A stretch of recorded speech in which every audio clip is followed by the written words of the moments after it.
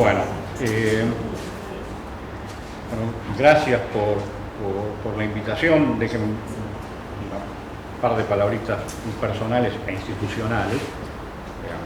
Para el Instituto, el IEP, es la verdad que una gran satisfacción que se haya hecho este enorme seminario, la verdad que es muy impresionante, digamos, el equipo de Epistemología que integra el Instituto haya liderado esta actividad. La verdad que para nosotros es un gran orgullo. Y bueno, que nos hayan dado la oportunidad de participar en una revista, más todavía. Ok, déjenme cambiar de idioma. I'm saying that we are very happy that we were invited to contribute to this journal and to specify, I'm going to talk, of course, not as an epistemologist, which I'm not, but as an economist. But the paper has had some philosophical contribution, so I hope that what I'm going to say is not going to distort the philosophical contribution. So my topic is a topic about something which I think is obviously concretely important and relevant for economics, understanding macroeconomic crisis. And on the other hand, from the point of view of the practicing macroeconomist, one finds that dealing with this sort of phenomena brings questions which have, I think, epistemological implications, which are really deep, or I would say they look deep to the macroeconomist. But I think that one, by the very nature of the topic, one has to deal with very significant questions about how one goes about analyzing systems in evolution, on the one hand, and on the other hand, how people in real life, agents, economic agents, deal with deciding behavior, forming expectations in evolving environments. So let me try to develop, but the message is this, that in a sense, when working on this kind of problems, the macroeconomist is a sort of applied epistemologist, because the economist has to struggle with the question of how do people behave when they are facing an environment that is significantly changed. Okay, so a couple of very quick specifications of what the problem is. We are talking about debt crisis. That is, we are talking with a family of events which one can associate with the depression of the 1930s, with the various crises in Latin America, particularly in Argentina, like the one we had in 2001, 2002, the Japanese crisis, the recent crisis in the US and in the Eurozone. And I would like to argue that by its very nature, these episodes have their idiosyncrasies and characteristics which make them individual animals, so to speak.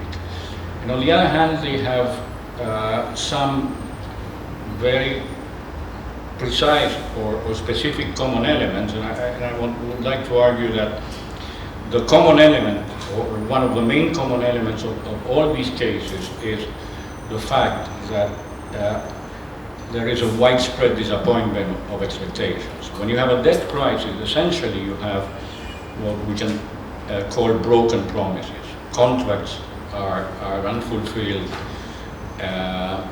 people go bankrupt, people who thought they had a future, an economic future, find that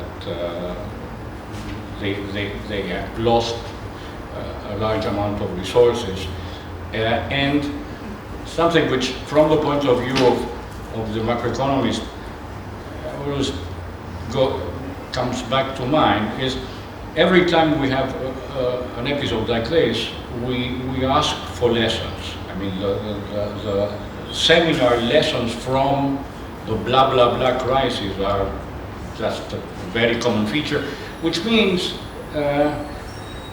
that if we talk about lessons from the episode, it's that we feel implicitly that there is something to learn, which means that we think implicitly that what we knew before was not right. So, question, if we want to understand crisis, we have to understand how what people believed turned out to be wrong. So the central question is the emergence of large-scale mistakes. So, the macro-analysis of crisis, from the point of view of the practical macroeconomic analysis, must address the actual strategies of agents which they use to interpret and forecast the environment and their fallibility.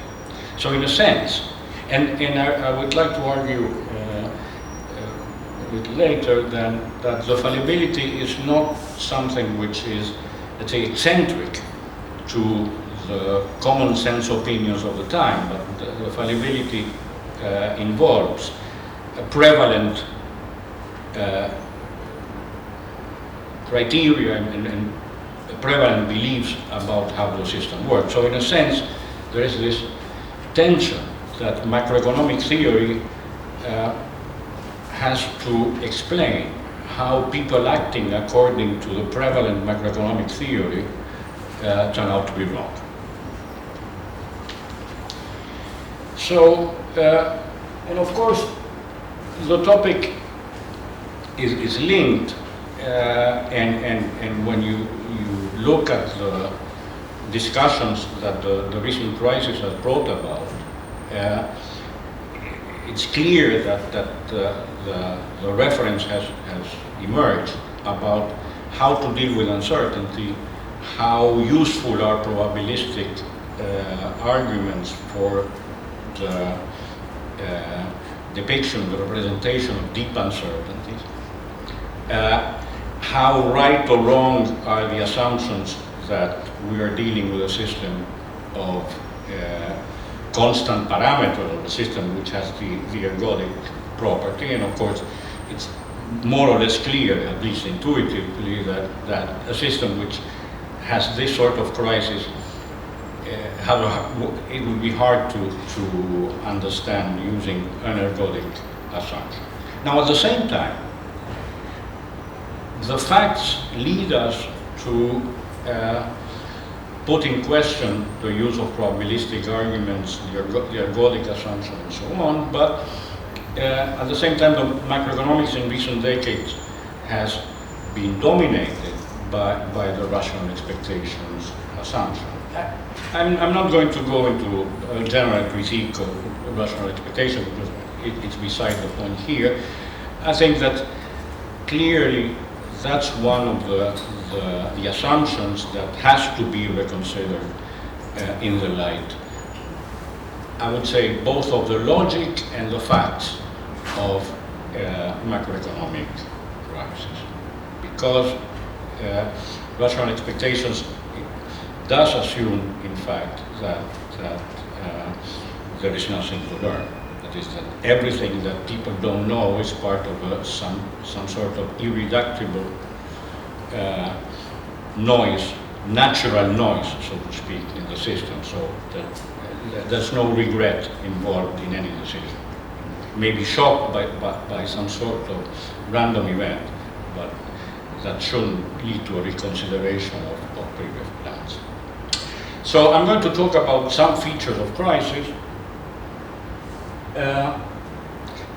some elements about forming expectations in changing environments, and I would like to address one specific issue very quickly. I mean, it has often been said that, or the argument emerges often that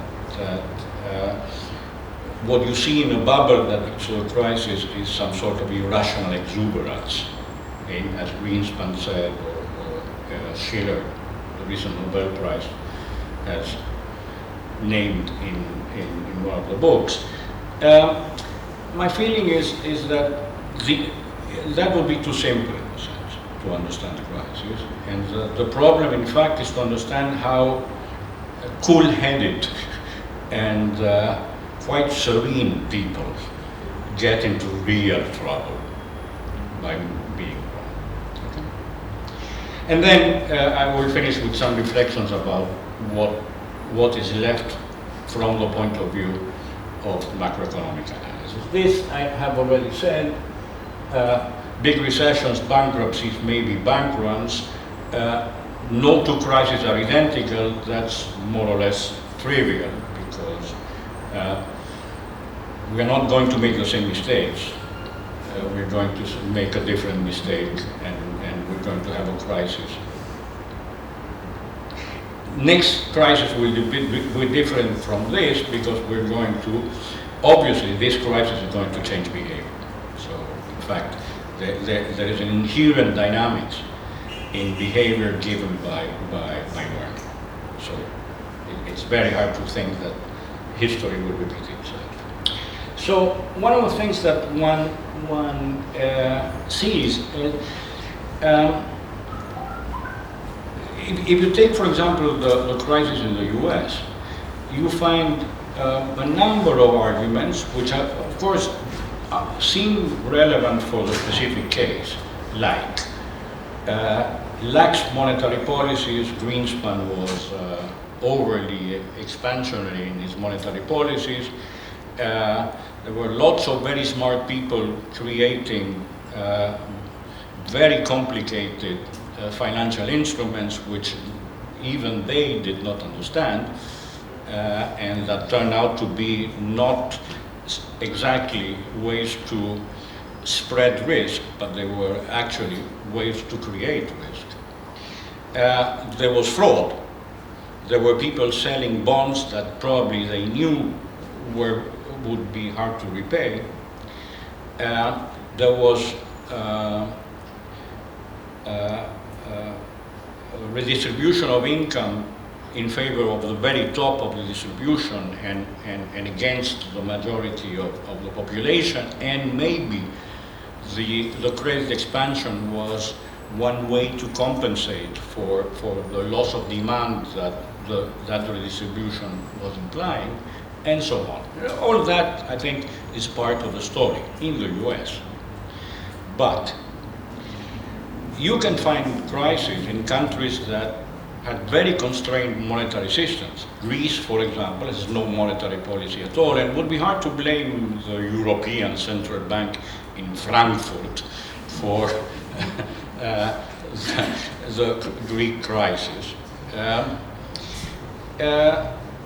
We had crises in unsophisticated monetary financial sectors. We had a very strong crisis with a financial system which didn't know anything about derivatives, basically.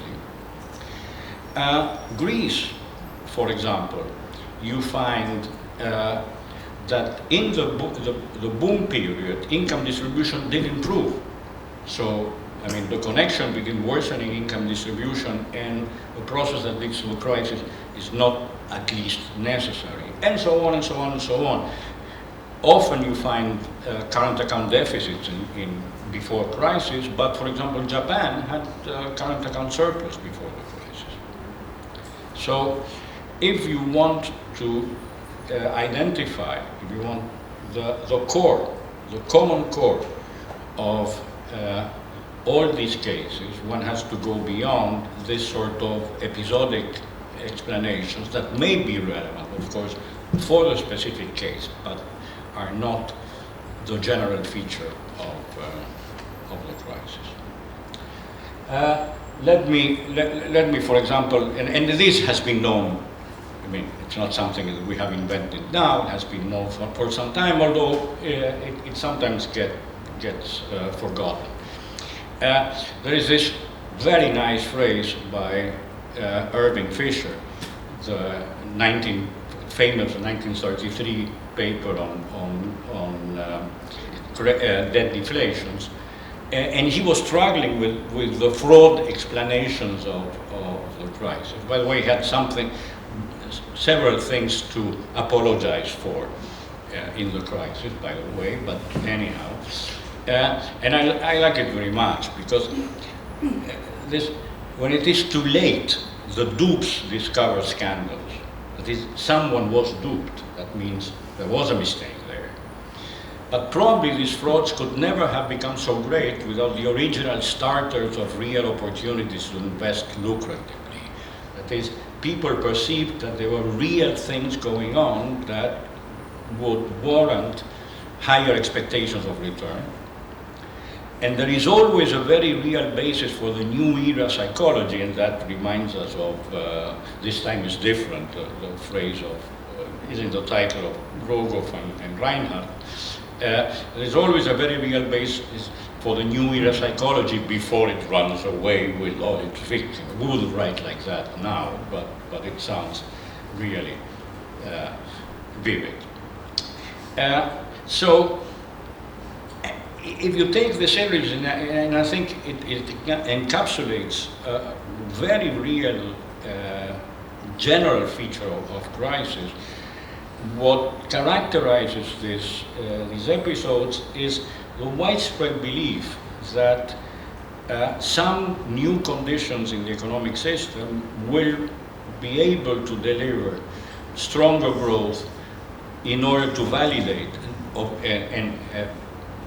stronger growth, higher incomes that will eventually validate the current decisions to spend more and to get into debt or to lend. That is, lending and borrowing decisions in one way or the other which turn out to be wrong, are based on some view about the sustainability of a new, stronger growth rate. So, and that I would like to stress, wealth misperceptions are at the core of macroeconomic crisis. So in a sense, the crisis means, and I will show you in a minute some little graphs about it. A crisis means that you are not as wealthy as you thought you were, and people who are not as wealthy as they thought they were possibly have trouble repaying their debts, and that's it. I mean, that's, I think, is you want, in a nutshell, what a crisis means. Now, and you see that when we are talking about sustainability of the current account, sustainability of the credit expansion or whatever, we are talking about the future generation of incomes that would validate or not current decisions. In a sense, it's impossible to say that fundamentals that we observe now make or may not a certain current behavior sustainable, because the current behavior will or will not be sustainable according to things that will happen in the future. So, in a way, when an analyst says, I see that this behavior or this evolution of the economy is or is not sustainable, what the analyst in fact is saying is, I believe or I don't believe that the beliefs of the agents are correct or not. So in a sense, it's always a second order, if you want, belief. The other thing is trend cycle interaction. So the basic thing is, you see an economy expanding, great moderation, like the phrase went in the US in recent years, and you have to decide, well, the great moderation is the sign of a strong future trend, or it is just a boom that we're going to be reversed. So, and on the other hand, when the boom maybe gets reversed, that cycle possibly has effects on the future trends, because the economy has to deal with getting rid, in a sense, of the wrong decisions that have been made in the law. So, again, crises are memorable episodes. They get in people's mind, they trigger search for lessons, and they trigger the recognition that the facts do not work like we thought they would, and learning behavior. So, now, that in fact, you see it that way, and suppose one is dealing with very practical problems, let's say of financial regulation or macroeconomic policy, and one asks, prudential behavior, prudential regulation, prudential macroeconomic policies.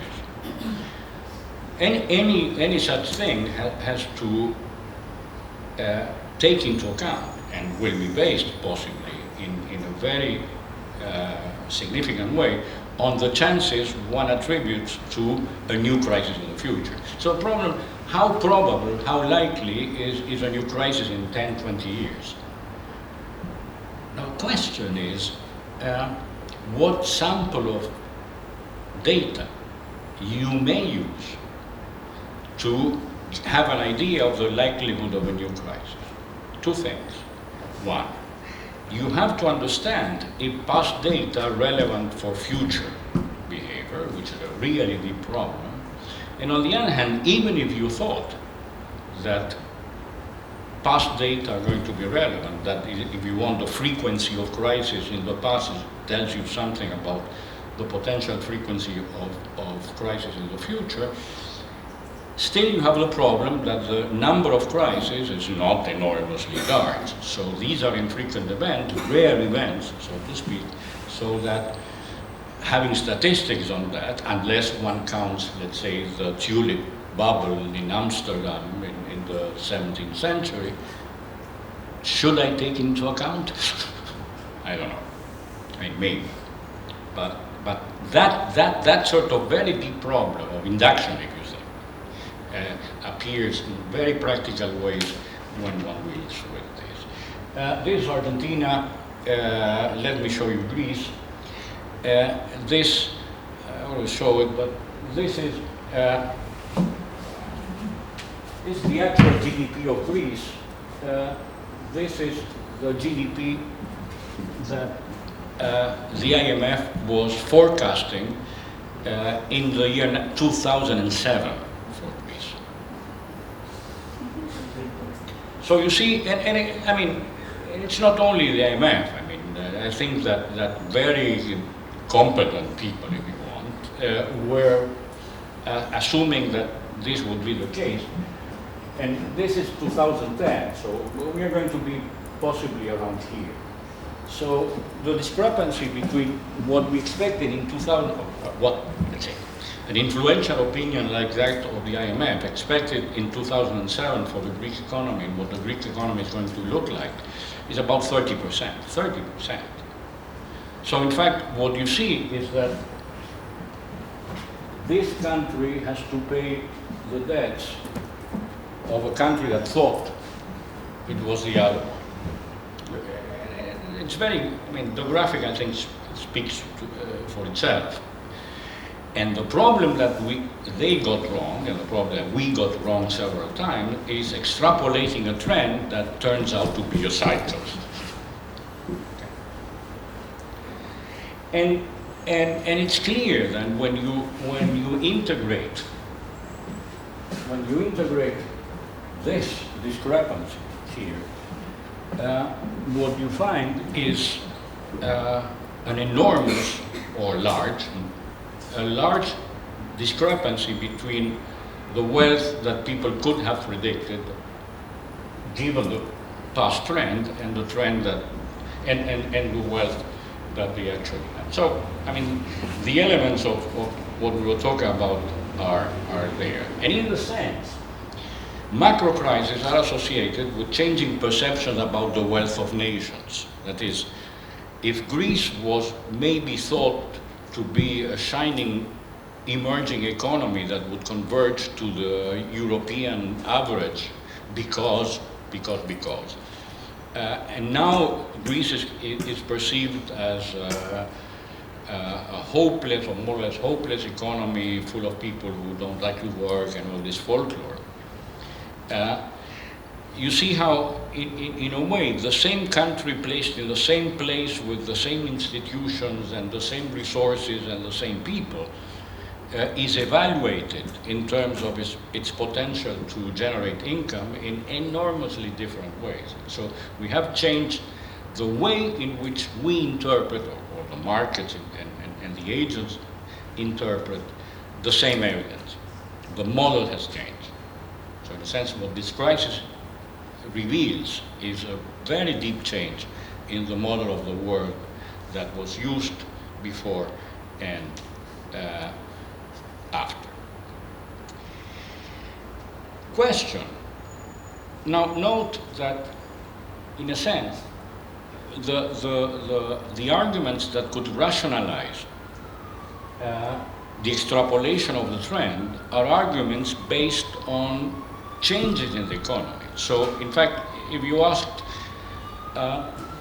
what is so great about Greece that now it was a relatively poor country in the south of Europe, and why do we forecast that it's going to become the average European country? And say, well, no, it has changed, it has reformed its policy, it has got into the euro, it has adopted the European institutions, and so on and so on and so on. So the new world is going to be different to the old world. So in fact, what we are doing is we are speculating in both senses, intellectual and actual, speculating on changes in the economy. That is, we are anticipating a behavior which is based on new facts and new conditions about the economy. And that brings the question, how do these people understand the future evolution of an economy which they know by construction, if you want, is structurally different? How do we deal, how do we make expectations given structural change? And that turns, I think, raises very complicated question about what a very respected colleague of mine calls the uses of the past. What are the uses of the past? To what extent can we use the past to forecast the future? To what extent that past is relevant to this future? Okay. And we're going to this. In macro, we always talk figuratively about forward-looking expectations. Now, forward-looking expectation is a funny expression, if you think, because, of course, expectations look forward, but in order to look forward, they have to look backwards. The only thing that you can use is past experience. So, in fact, the question is, how do you use past experience to anticipate the future, which you know is going to be different? So what is the criteria to judge the usefulness or obsolescence of historical income, historical information? And now let me ask this rhetorical question, but I think it's very practically relevant. We have two problems. One is, how should people go about forming expectations? And the other problem is, how do people go about forming expectations? We know that when you ask about what's the nature of economic growth is, and in every growth theory course you say innovation. Okay? Well, innovation means that the future is going to be different from the past, by definition. So, and one could stop there and say, okay, no one knows what's going to happen in the future. And say, Okay. Or one forgets about the change, and one says rational expectations, and you know that it's wrong, and the crisis show you that it's wrong. Or you say the future is unknowable. But that doesn't work either, because on the one hand, people, actual economic agents, are making expectations. And the job of the analyst is to understand how they do it in practice. We need some understanding of how real people in the real world deal with this problem of anticipating evolving environments. And on the other hand, maybe, and epistemologists maybe can help us a lot there, how should people, how we should, so that we can compare what we think should be done with what they do and think and understand whether that is going to cause a macroeconomic problem. Now, we all have the problem of spotting relevant structural change, and of course it's always, and when one sees an economy like that of Argentina, where these things, we have had structural reforms and time again, or the idea of structural reforms. And of course, when you have that, you have two types of error, to simplify. One type of error is saying, well, it's all the same as usual, nothing is going to happen, and it does happen, and the other thing is anticipate that many things will happen when they are not going to happen.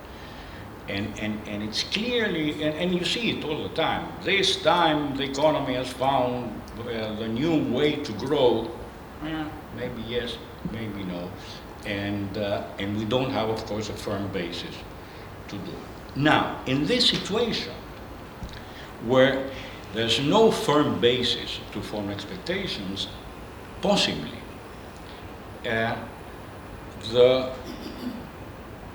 you want, the general opinion may be driven to a large extent by common sense opinion. In a sense, where you put the burden of the proof.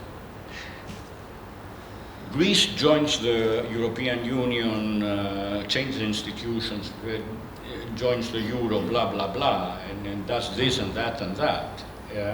And Mr. A says, this is going to be fast growth. Mr. B says, I don't think so. Now, if Mr. A asks Mr. B for the proof, incontrovertible proof that things are going to happen, of course, he will not be able to convince anyone, but if Mr. B asks Mr. A, you give me the full proof that what you say is right, he cannot do it also. So maybe the third party listening to A or B is going to act according to where the burden of the proof is going to be, and that possibly has to do with common sense opinions or prevailing notions at the time.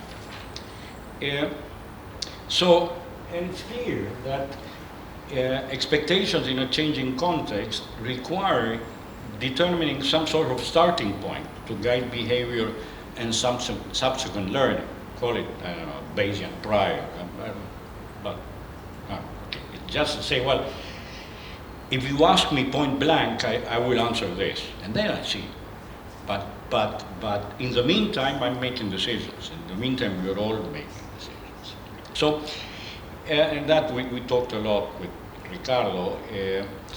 That is linked to the problem of abduction, because the economic agent, as an agent, has to abduct from the structural changes that he has observed some sort of working hypothesis that would help him make decisions in the process in which he knows maybe that he is going to learn, but something has to be done to begin with. So, and one would think this sort of working hypothesis is likely to be simple and to make sense given previous experiences and currently accepted patterns of thought. So the irony here is that things that look straightforward at some point in time, obvious, you have to do this and that to growth, may be the very facts that lead to errors that are going to cause a cyclical reversion at some time. And I'm finishing. The expectations that lead to a crisis are mistaken, but that does not mean, I think, that they are arbitrary, that people get mad in a certain way, or irrationally exuberant.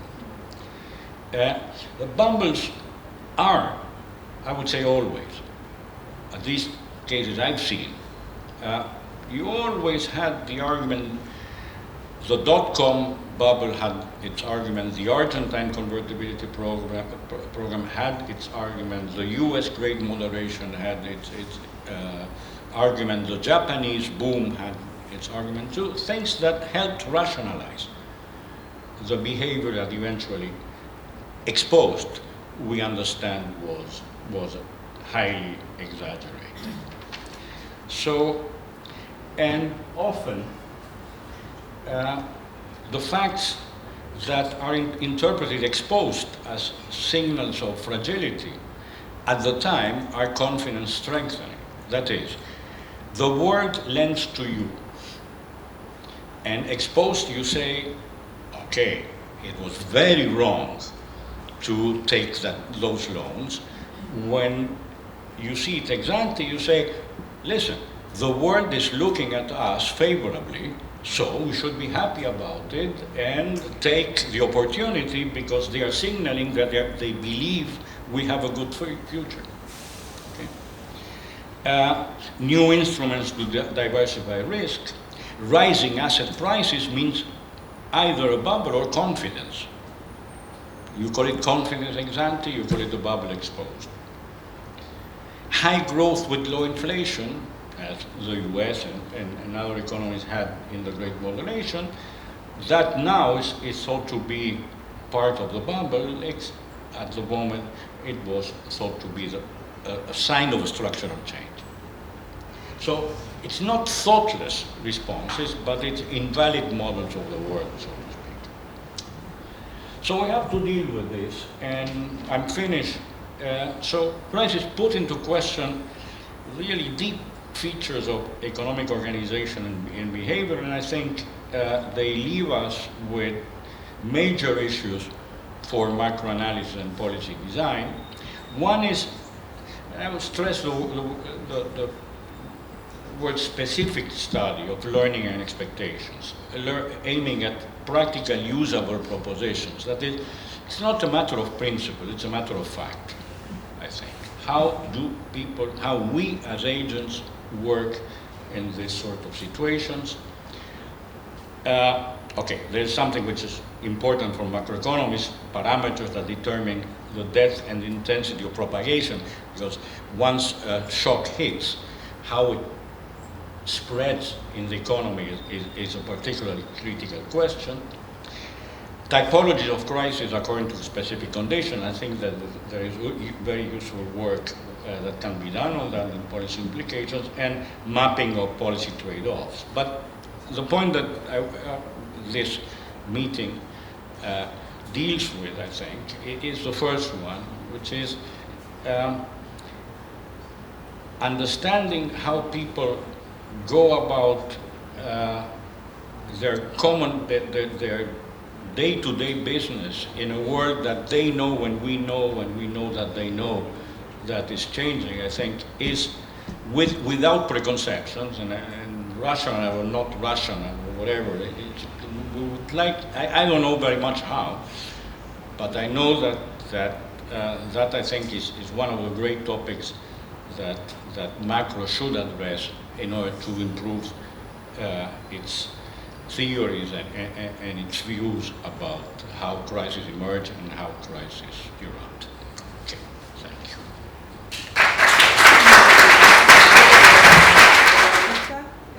Hay pocas revistas en castellano y en inglés sobre filosofía de la economía, y la verdad que es un orgullo que una la lleve adelante en la Universidad, en la Facultad. Y en particular agradecerle a Germán el enorme trabajo que está haciendo con la revista y con la jornada también, por supuesto.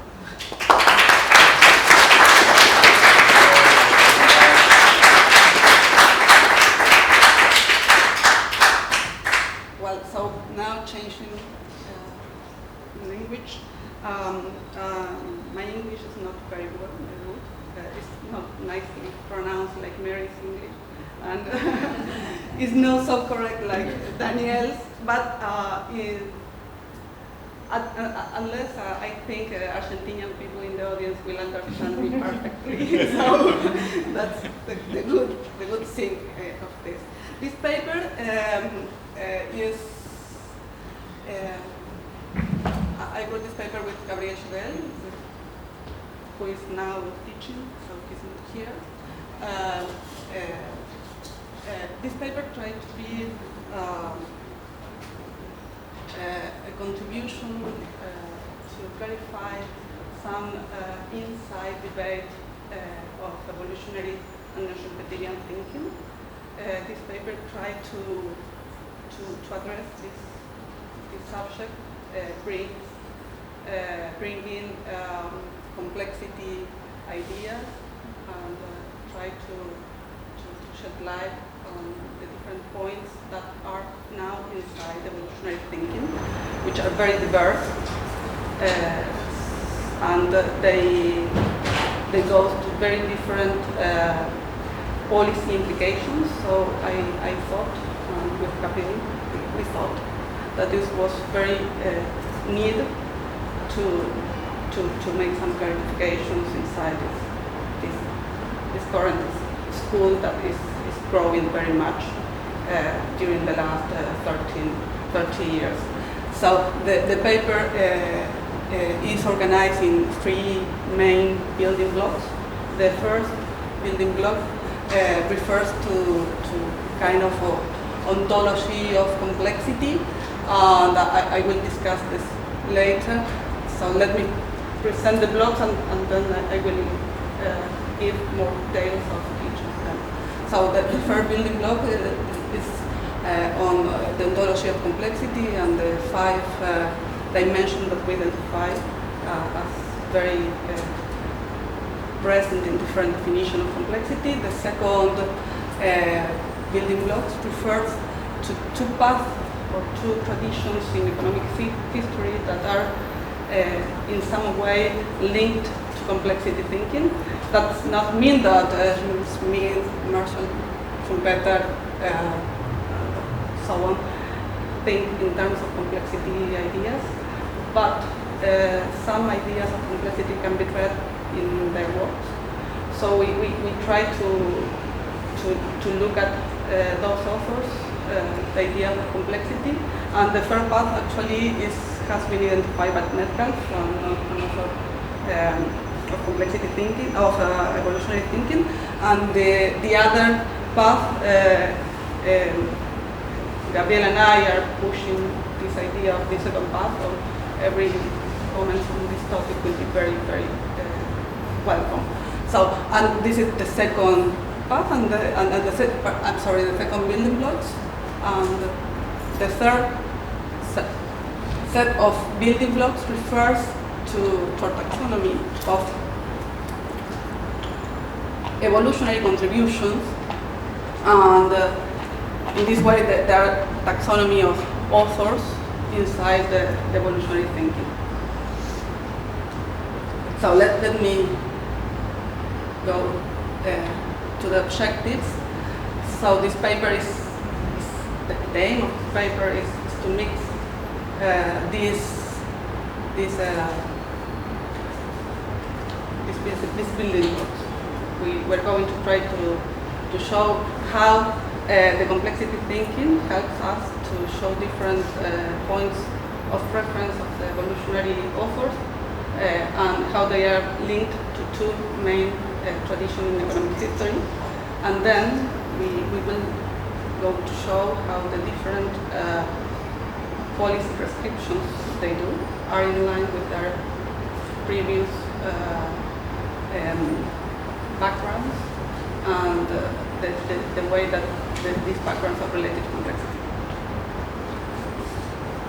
So, starting with the ontological assumption of complexity, we have read a lot of works related to complexity.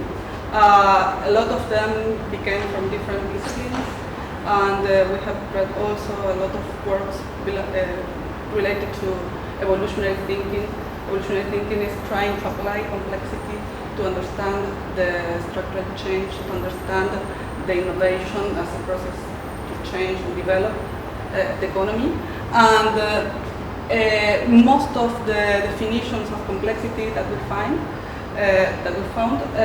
refers to a list of attributes that complex systems may have. They do not specifically say that if all the attributes should be there, or some of them, one of them, two of them, they do not say that. And also the different attributes of complex systems are all the time overlapping themselves, and sometimes they are referring to each other very much, and it's very difficult to distinguish them. Although we try to list most of them, and we try to group them in 3-5 dimensions that we find that repeatedly appears in all definitions. That refers to micro heterogeneity, different agents acting in a decentralized way, interacting themselves, and this is the second dimension: interaction, nonlinear dynamics, and diversions between systems, connections and informations. The network of connections has been a topic that is very present in all of the works. Also the network theory, the social network theory, gives a lot of material for formalization, this kind of complex systems. And finally, the 5th dimension that is present and probably the most relevant of all of them is emergence. The complex systems are characterized by emergent properties. That means that some things that you can observe in the some level of analysis, macro level, meso level, cannot be derived directly from the interaction from the micro level of the observation of a single element of that micro level. So the scale is important. The scale is very important, and this kind of systems actually shows multi-scale properties. So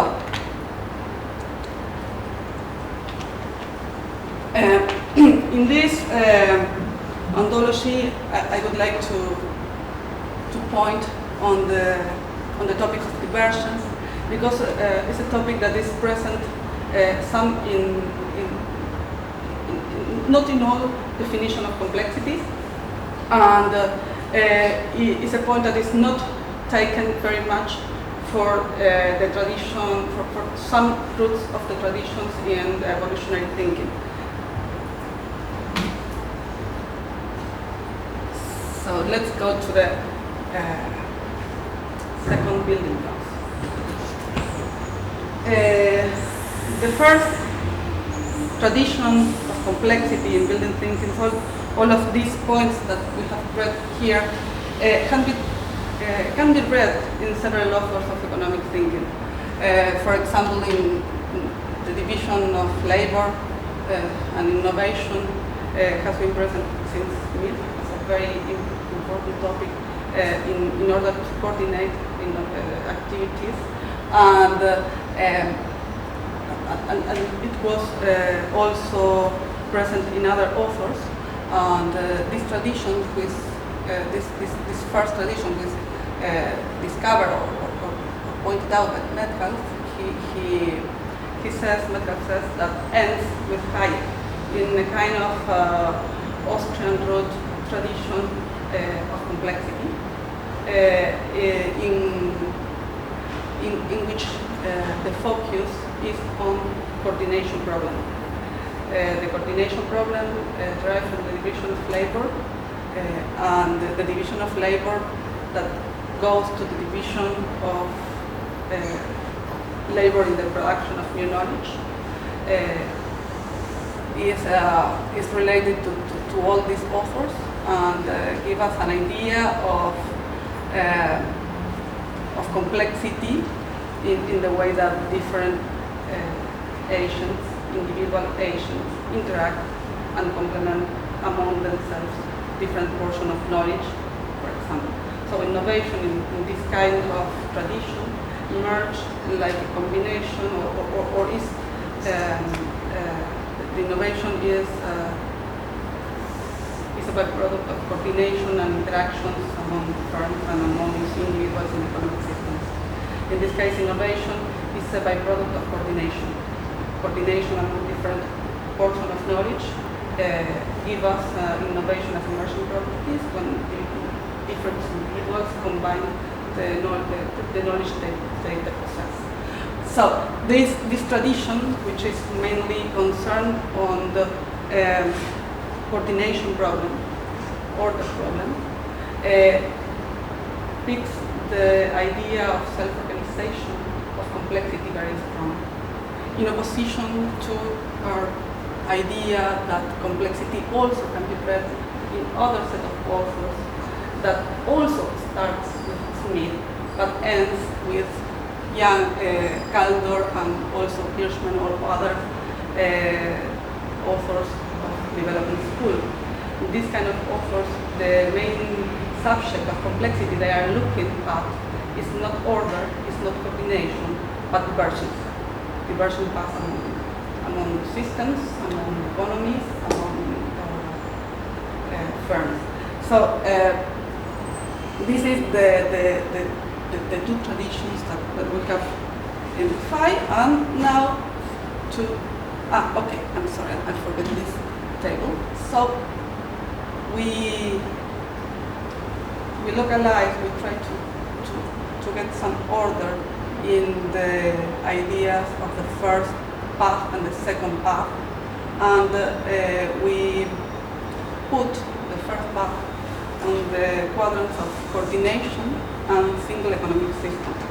The idea of Austrian school, the ideas of Hayek, differ from the idea of one economic system or single economic systems of monoeconomics. They do not believe on diversion path, they believe in one possible order emerging from the interactions among individuals. The other tradition, which is more linked to the transformation problem and to the presence of diversions between different economic systems, we put sawdust in this quadrant. We will go back to this quadrant later. So this is probably the hardest slide because I guess there is no very evolutionary people here, but I will try to do this easier for you.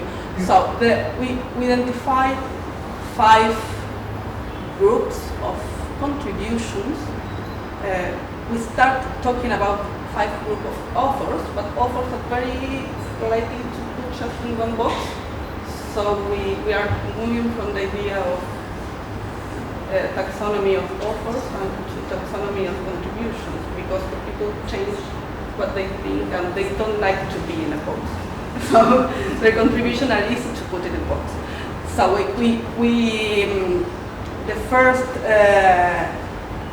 the first group refers to the idea of routines and habits, and it's mainly formed by the works of Nelson and Winter from 1992. These works were focused mainly on firms' behavior, and they developed the idea of routines, like idea of how firms behave according to their own path, according to their own previous experience, and according to their bounded rationality and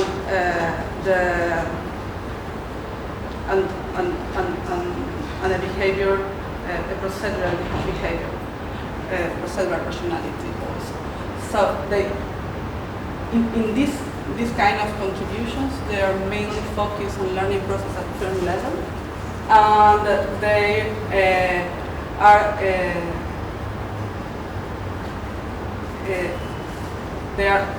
their beliefs that structural change came from the changes inside the firm. The learning process of firms, the development of capabilities of firms, the connections between firms, that will give rise to structural change at the macro level. The second group refers to innovation systems. This a lot of people refer to innovation as systemic phenomena. Nelson also has brought on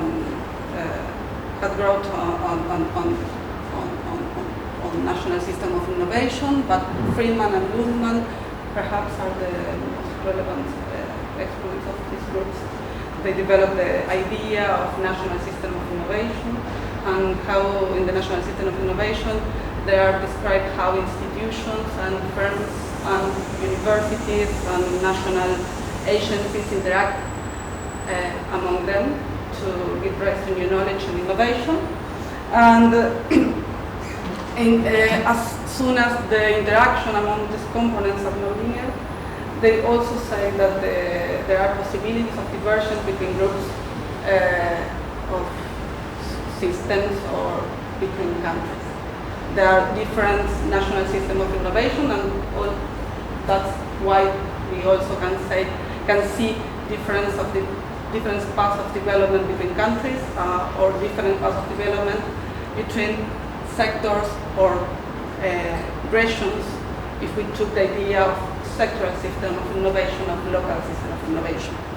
But here the idea that we want to push out is the idea that they took very serious the necessity of diversions, to take account of the necessity of diversions between groups. The third group refers to cumulative causation group. This is a group of contribution of evolutionary thinking that has been working very hard on the impact of the trade impact of innovation. The Pavitt, Soet have a very important book on the relation between innovation and trade and development. And as soon as they are taking the aggregates dimension, they also are taking the relevance of demand on growth. So they are looking at Keynesian, Schumpeterian, and Cantorian source of growth. And as soon as they are taking this, they are taking into account the presence of feedbacks between demand and productive structure and structural change derived from the expanding demand. And also they are taking into account the presence of divergence path between countries. The fourth group, we call self-organization, self-transformation, is the group of authors that are closer to Austrian thinking. They think that the evolution of economy is the result of variation, selection, and retention mechanism, like in the biology evolutionism. And in this regard, they think that the process of coordination, the process of self-organization is an autonomous process that goes from the coordination between nations. in this case, self-transformation is also taken account by them, because the same idea that the innovation is the result of the combining of pieces of knowledge that already exist in the economy, taking the old Schumpeterian idea of innovation as new combination of portion of knowledge. And so they are not so much interested in diversions between systems in their analysis, but in the way that structural change emerge as an emerging property of the variation, selection, and retention mechanism. And finally, the feedbacks and increasing return groups we have identified with the authors of Santa Fe School, fundamentally Arthur, mostly Arthur, Burlow, Lane, Blumson are some of them.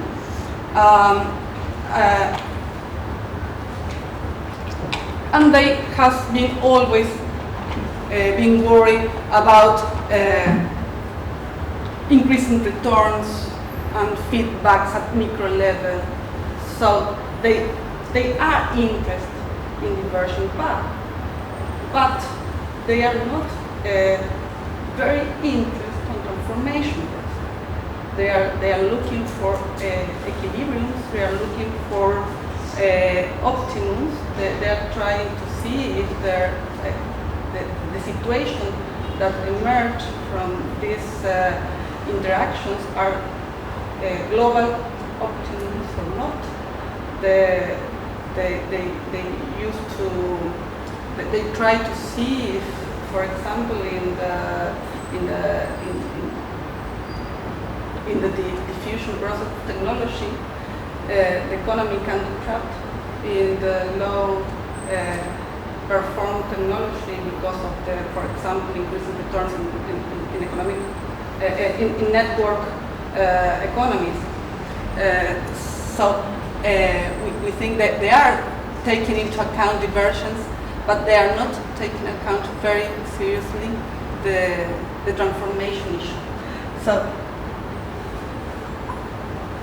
now this is very hard. So I don't know how much time I'm left.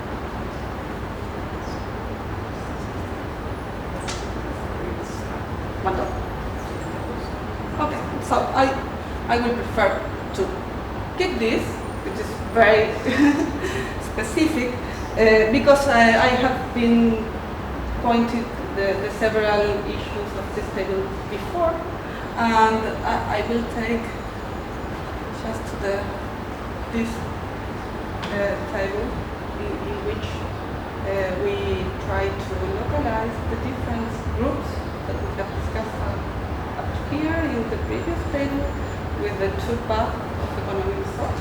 And most of you can see this. Here is what I'm saying up to here. So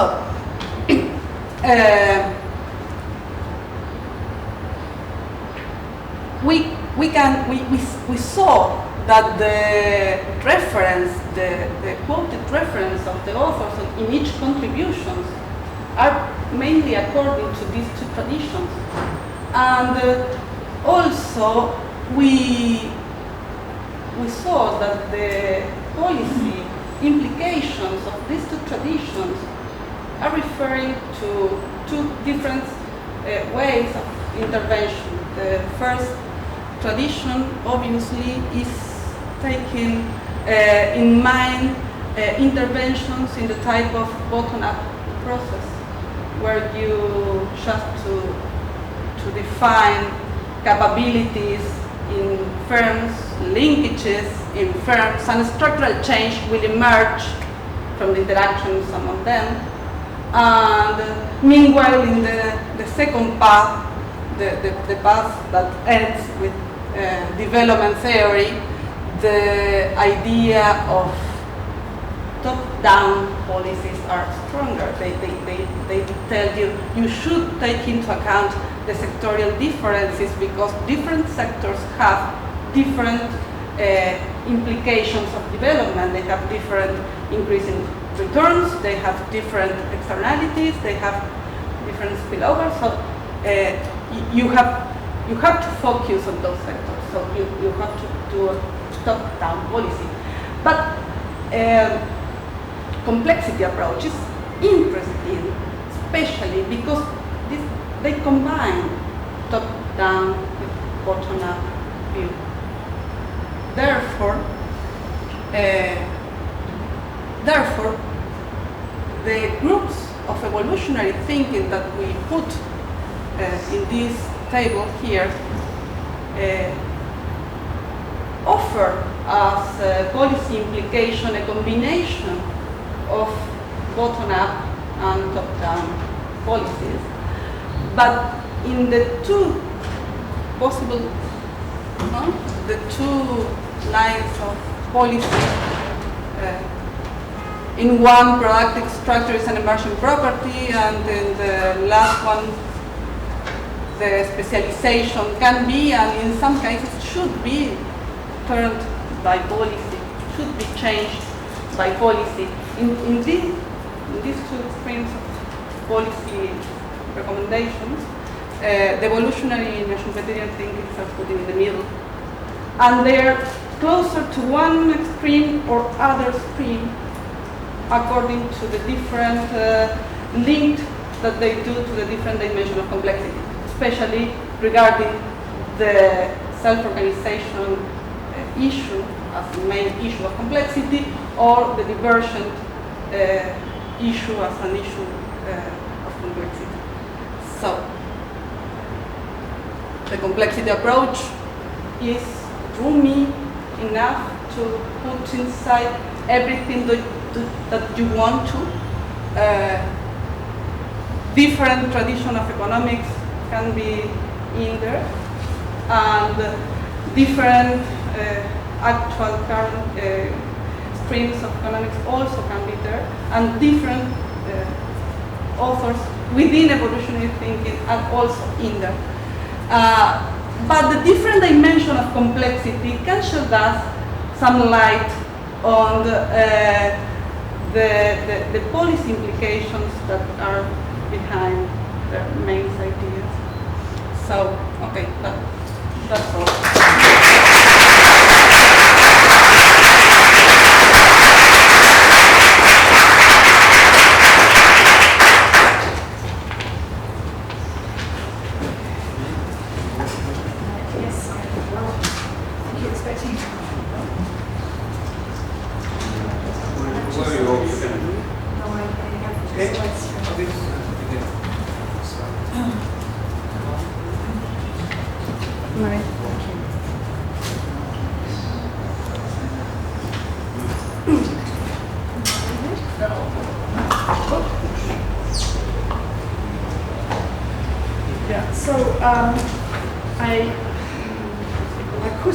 I wrote some slides just because I know it helps people to be able to read some of these things, but I wrote them on the basis of the papers in the journal, so I hope that they'll kind of coincide with at least some of the presentations, and I'll maybe skip some of them.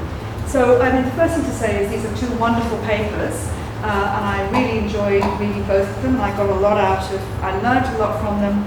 And I think the journal editor should be very proud to have such wonderful papers in the volume, because I think they're both really good things to go away and read. My comments, I mean, complexity is not my particular focus of attention in my work, but of course, there's some history of economics there. I'm married to an industrial economist, which is why I know quite a lot of the Nelson Winter stuff. And I used to work in a central bank, and I worked in Citibank, and I'm in an economic history department, which is obsessed by things like Great Depression. So I'm kind of going to give some side comments which come from these various different points, and I hope that they'll be found constructive by the audience and the people. So let me talk about the first one, Living in Complex Economies. What a great title. I mean, don't we all live in one of these things? And really made me think about what this could be about. I don't have a copy, so I'm going to have to sort of look at the slides.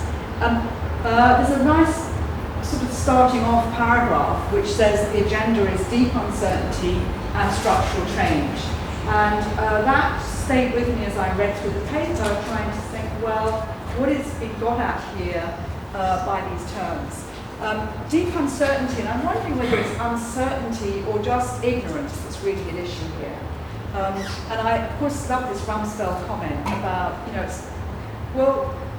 know what we don't know about what we know, but what the real problem is, we don't know what we don't know about. This sort of sense of the deepness of our ignorance rather than just the uncertainty. And it's opposite. I think a lot of the way that modelling goes on is to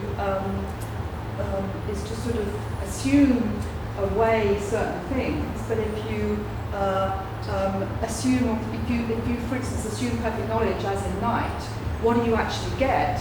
You get slot machine man. You have to people your models with the stuff that's gone missing in some way. So I think this issue about ignorance is as important as the uncertainty. And I also think it's not really clear what we mean by structure very often. I think lots of people mean lots of different things by structure, and I think, I didn't write them down, but I think there was at least 6 different kinds of notions of structure in the comments as opposed to in the paper. So the first kind of constructive entree into this is I associate with people. I associate this with people who are philosophers of metrology, which is a wonderful field, philosophy of measurement. And they insist on this distinction between precision and accuracy. And one of the things that wasn't in the presentation, but which is in the paper, is a discussion of precision. But in the presentation, you have this wonderful graph of Greece, and we have there an example of precise wrongness, when what we really would like is not very precise accuracy. We would have liked to have been somewhere in that bottom right-hand corner where actually the events are. And it didn't matter if we weren't very close, whereas actually all these predictions were pretty precise and completely wrong.